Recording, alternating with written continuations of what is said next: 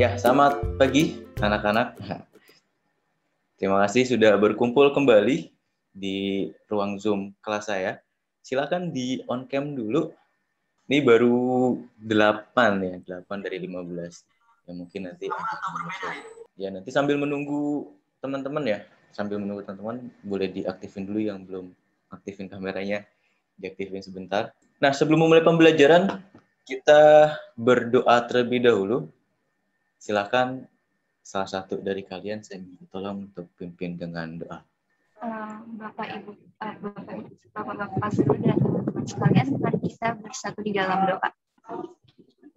Ya Tuhan, terima kasih atas pagi hari ini karena kita sudah bisa berkumpul. Terima kasih Jerry.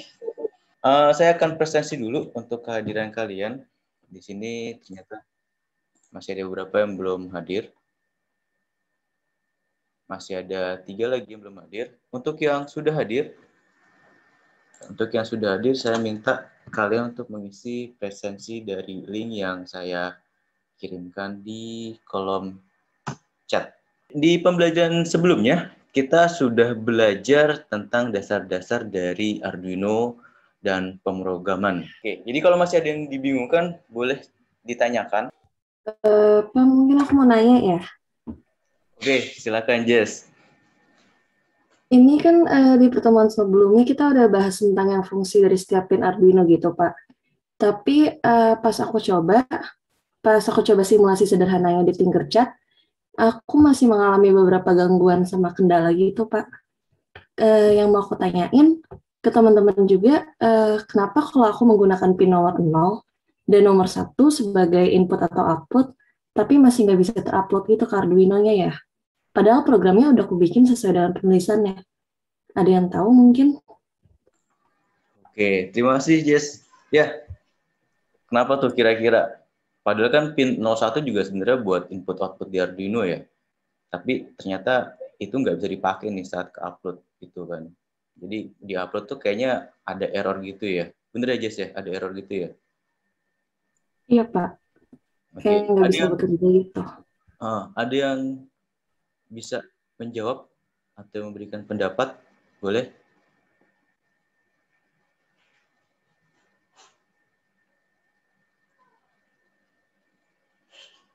Silahkan, siapa kira-kira? Mungkin saya bisa jawab ya, Pak. Oke, Mike, silakan Mike. Kalau pin nomor 0 sama yang pin nomor 1 di Arduino itu emang bisa difungsiin sebagai input atau output ya.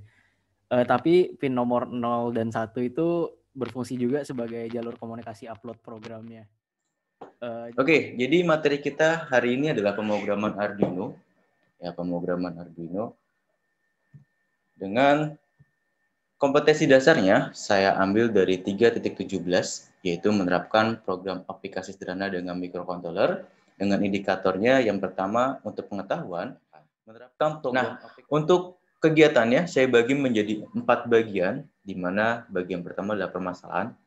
Jadi nanti kalian akan saya berikan suatu permasalahan, dan kalian harus bisa memecahkan solusinya. Kemudian ada diskusi kelompok, presentasi ini termasuk ke simulasi pemrograman dan simulasi Tinkercad dan evaluasi. Pembelajaran akan dilakukan selama 60 menit. Jadi nanti kita akan selesai kurang lebih pukul 11. Aduh, sayang sekali ya Mels, pada ganteng-ganteng dan keren, tapi malah isi ulang hand sanitizer di dalam mall. Kasian kan pelanggan yang lain. Oke, ini video singkat nih tentang hand sanitizer. Nah, kira-kira setelah melihat video tadi, pendapat kalian tuh apa sih? Norak, Pak. Norak, oke, terima kasih Raisa. Kalau kayak gitu Pak, bisa ini nggak sih Pak, tempat kumpulnya kuman, soalnya kan gagangnya dipegang sama orang terus. Nah itu kan bisa jadi tempat penyebaran malahan. Oke, terima kasih Giri, mantap jawabannya. Ya bener, ya jadi malah gagangnya itu yang jadi tempat penyebaran kumannya gitu kan. Ada lagi pendapat yang lain? Saya mau coba jawab. Oke, Stefani silakan. Soalnya nanti masalahnya itu rusak gagangnya itu kerusakannya bisa lebih cepat rusak gagangnya, soalnya dipencet-pencet terus kan sama orang. Terus apalagi ada yang maksa gitu pencetnya sampai keluar. Oke, ya terima kasih Stephanie. Bener gitu kan, apalagi kayak tadi tuh, dipencet-pencet dipaksa gitu kan, wah malah gagang yang rusak gitu. Mungkin satu lagi pendapat tadi Raisa apa Mungkin saya bisa, Pak. Kenneth, silakan Kenneth.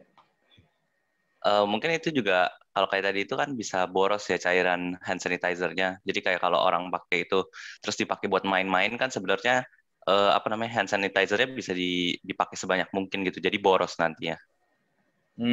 Tepat sekali gitu kan. Jadi bukannya malah hemat gitu kan, disediain malah boros gitu kan. Apalagi kayak video tadi tuh, bukannya secukupnya aja makanya malah buat ngisi botolnya sendiri gitu kan. Bener kan? Nah, berarti pertanyaan yang ketiga nih, ya pertanyaan ketiga. Penggunaan hand sanitizer manual memang menimbulkan beberapa masalah seperti yang udah kalian sebutin tadi gitu kan. Kalau gitu, menurut kalian, kira-kira bagaimana solusi untuk mencegah masalah yang tadi udah kalian sebutin nih? Kira-kira solusinya tuh kayak gimana sih? Jadiin otomatis, Pak. Wih, mantap Jason, dijadiin ke otomatis. Ya, jadiin otomatis. Kenapa tuh jadiin otomatis? Alasannya ada nggak? Setiap kelompok anggotanya 4-5. Nah, tadi ini kan udah disebutin kan konsepnya seperti apa, mungkin diterusin. Nah, karena kita model simulasi, jadi kita tentukan biar sama semua antara kelompok 1 kelompok 2. Kita hanya menggunakan inputnya pakai yang ultrasonik, kemudian outputnya pakai yang servo aja. Kenapa seperti itu? Karena di Tinkercad yang bisa kita simulasikan itu, ya jadi cuma bisa ada servo sama ada ultrasonik. Karena kalau yang pompa DC, pompa mini pompa sama yang sensor garis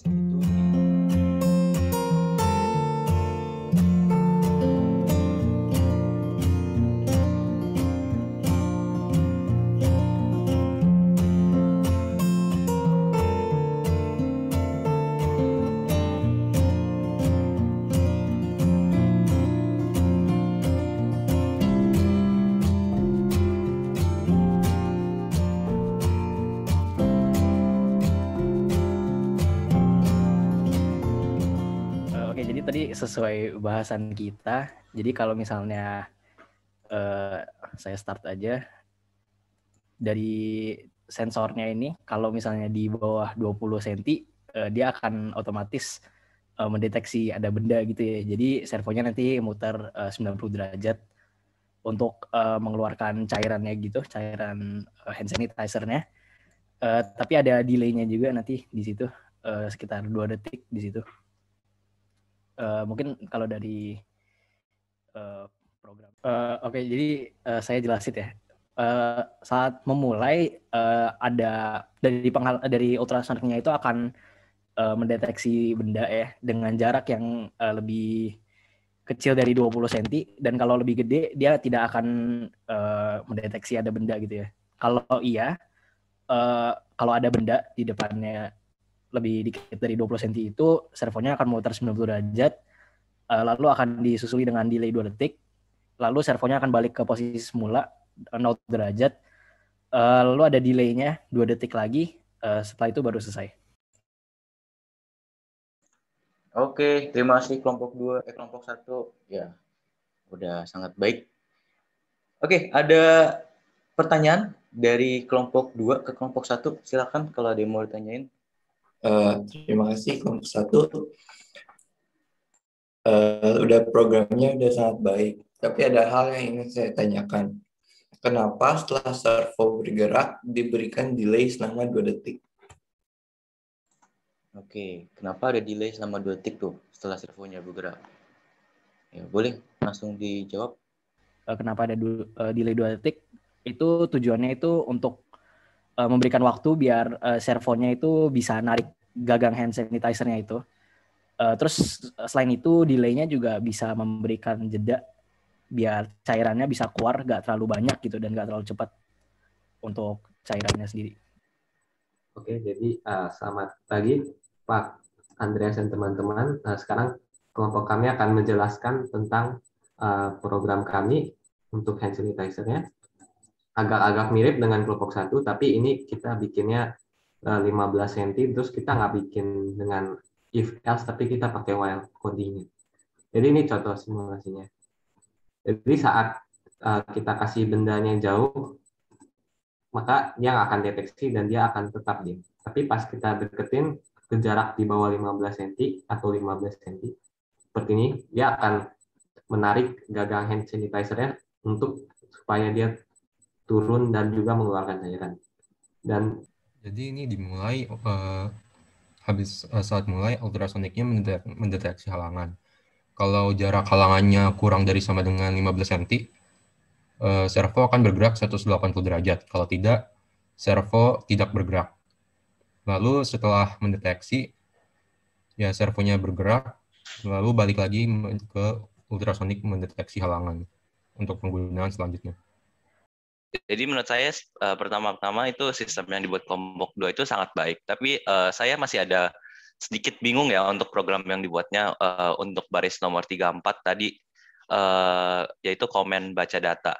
Itu maksud programnya itu ngapain ya? Terus program untuk baca data sensornya itu yang mana? Thank you. Oke, untuk menjawab pertanyaan tadi, jadi kan kita lihat di sini kan, pas kita mau jalanin program, kita udah kasih baca data. Sebenarnya dia itu buat menyimpulkan atau membawa kembali program yang di sini, yang ini semua untuk mengaktifkan si ultrasoniknya ini. Ini kita bisa lihat kan bahwa ini program yang ini biar dapat mengaktifkan kinerjanya ultrasonik. Nah, saat kita mau mulai menjalankan program, kan sebenarnya agak kurang efektif kan kalau kita copy semua ini terus kita taruh lagi di sini. Jadi kan programnya panjang dan ribet. Jadi kita kalau gitu, ya kan, kalau gitu kita sampai ke akhir pembelajaran kita hari ini. Apakah ada yang bisa menyimpulkan? Saya boleh nggak, Pak? Oh, silakan, Gio. Oke, jadi dalam program khususnya Arduino itu sebenarnya itu tidak mudah karena ada banyak referensi yang bisa kita dapat. Yang penting kita sudah memahami dasar penulisan programnya aja. Selebihnya hanya butuh ketelitian dan kesabaran dalam membuat programnya. Karena nggak jarang gitu kan, sering banget kesalahan program itu karena nggak ada titik komanya. Ya, bilang titik komanya. Kemudian yang ketiga itu biasanya permasalahannya pakai perintah-perintah yang sebenarnya itu digunakan sama Arduino sendiri. Contohnya kayak digital proyek itu sebenarnya sudah cukup. Untuk materi ke depannya, ya kan, materi ke depannya kita sudah simulasi, kalian sudah menyiapkan programnya, kalian sudah punya skematik, berarti di pertemuan selanjutnya kita akan merakit. Ya kan, kita akan merakit. Nah, karena kita kerjanya masih dalam kelompok, menurut saya cukup perwakilan kelompok saja yang mengerjakan, yang merakit di rumah gitu kan. Jadi cukup pilih satu orang saja, Arduino-nya siapa yang megang, itulah yang akan merakit. Nanti untuk diskusinya mungkin bisa dalam breakout, nanti yang megang Arduino-nya itu kameranya diturunin, kemudian teman-teman yang lain bisa mandu, oh ternyata yang ini salah gitu. Jadi di pertemuan berikutnya kita akan merakit. Oke, kalau gitu kita tutup dengan doa. Oh iya, sebelum itu saya lupa, untuk hasil diskusinya, LKPD dan simulasinya mungkin bisa langsung dikirim ke Google Classroom biar langsung saya nilai. Untuk hari ini semua sudah berjalan dengan baik, ya kan? Udah aktif semua, berarti semua saya catat ini poinnya udah banyak banget gitu kan. Nanti di akhir materi, akhir pertemuan, setelah semuanya selesai, saya akan umumkan bonus-bonusnya siapa aja yang mendapatkan bonus. Gitu ya. Kita tutup dengan doa. Saya minta salah satu untuk memimpin dengan doa. Andreas, Pak Joko, Pak Sarbini, teman-teman sekalian juga, mari kita bersatu dalam doa. Tuhan, terima kasih atas penyertaan-Mu sepanjang kami mengikuti pembelajaran pada hari ini. Engkau berkati. Oke, terima kasih Jessica untuk tutup ya. Terima kasih semua untuk pertemuan hari ini. Sampai ketemu di pertemuan berikutnya. Terima kasih, selamat pagi. Terima kasih, Pak. Terima kasih, Pak. Terima kasih, Pak.